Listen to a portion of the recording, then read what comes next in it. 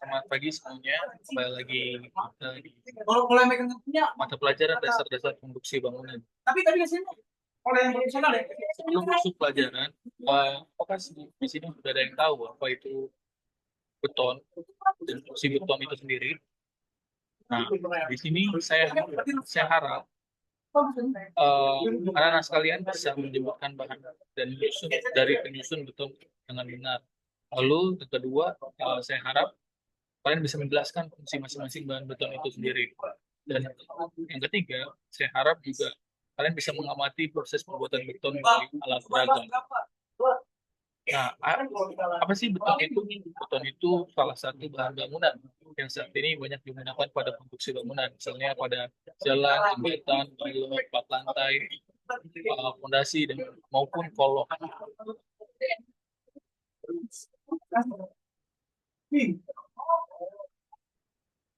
Beton beton dalam artian ya, beton ini didapatkan dari cara mencampur agregat halus, agregat kasar, atau jenis agregat lainnya dengan semen Portland dan juga air.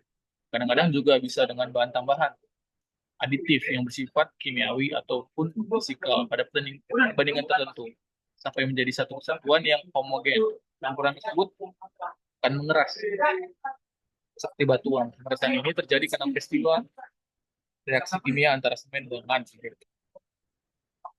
Nah, di sini kita akan belajar di mana apa aja sih penyusun dari beton itu sendiri. Yang pertama semen, kedua air, yang ketiga agregat halus, agregat kasar, dan kemudian jika diperlukan ada bahan tambahan admixture.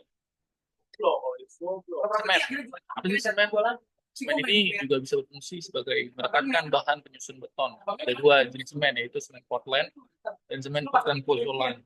Menurut standar industri Indonesia, definisi Portland itu sendiri yaitu yang dihasilkan dengan cara menghasilkan klinker yang terutama terdiri dari likat-likat kalsium yang bersifat rolis. Sama-sama bahan-bahan yang digunakan yaitu gipsum. Semen Portland dibagi menjadi 5 tip, yaitu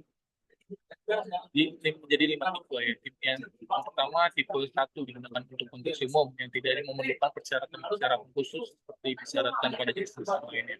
Yang tipe kedua digunakan untuk konstruksi yang agak tahan terhadap sulfat dan panas hidrasi. Yang ketiga digunakan untuk konstruksi dengan syarat kekuatan awal yang tinggi. Yang keempat digunakan untuk konstruksi dengan syarat panas hidrasi yang rendah. Yang kelima, tipe kelima digunakan untuk konstruksi dengan syarat sangat tahan terhadap sulfat. Kemudian bahan penyusun lainnya yaitu air. Air ini adalah bahan yang mesti digunakan dalam campuran beton. Air ini digunakan harus memenuhi beberapa persyaratan berdasarkan Peraturan Beton Bertulang Indonesia atau PBI tahun 1971.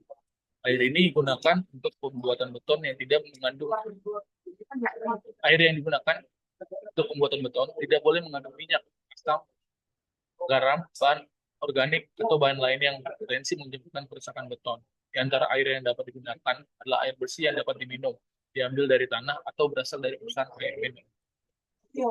Kemudian bahan penyusun selanjutnya yaitu agregat. Agregat ini merupakan butiran mineral sebagai bahan pengisi campuran beton dengan volume 70-75% dari beton. Agregat sangat mempengaruhi kualitas beton. Untuk mendapatkan beton yang ekonomis, biasanya menggunakan volume semeyang yang kecil dan memperbesar volume agregat. Agregat dibedakan menjadi dua, yaitu agregat kasar dan halus. Kedua jenis agregat ini dibedakan menjadi besarnya ukuran butir. Agregat yang mempunyai ukuran lebih besar adalah agregat kasar atau biasa disebut kriket, rica, batu ucang, atau split. Sedangkan yang ukuran kecil disebut agregat halus. Bentuk agregat halus ini adalah pasir, baik pasir alami, sungai, atau galian, maupun dari pecahan batu. Ukuran yang digunakan pada teknologi beton adalah 4,75 mm. Kemudian bahan tambahan, admixture, yang biasanya digunakan dalam kondisi-kondisi tertentu. Bahan tambahan ini merupakan bahan selain bahan utama yang ditambahkan dalam campuran beton selama pengadukan dengan tujuan untuk mengubah sifat adukan atau betonnya.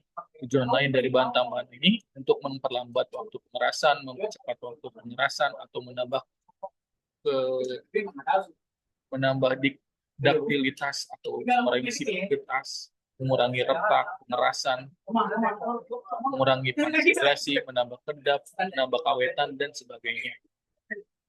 Nah, campuran beton biasa itu menggunakan perbandingan yang disebutkan secara urut. Pembuatan ini biasanya dimulai dari ukuran butir yang paling kecil ke butir yang paling besar, yaitu semen, pasir, dan kerikil. Contohnya, jika campuran beton menggunakan perbandingan 1, 2, dan 3, artinya campuran menggunakan semen itu 1 bagian, pasir itu 2 bagian, dan kerikil itu 3 bagian. Berikut ini campuran beton yang biasanya dipakai pada praktik di lapangan.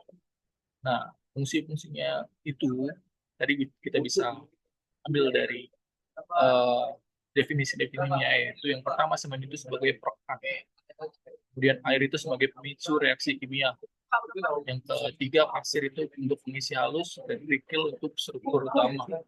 Nah, jika ada tambahan, tekstur itu untuk meningkatkan sifat beton yang tadi sudah dijelaskan.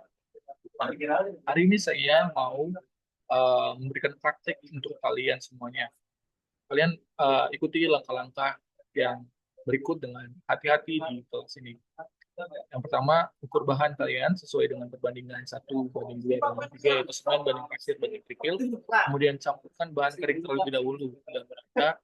Ketiga, tambahkan air sedikit demi sedikit sambil diaduk hingga adukan menjadi homogen.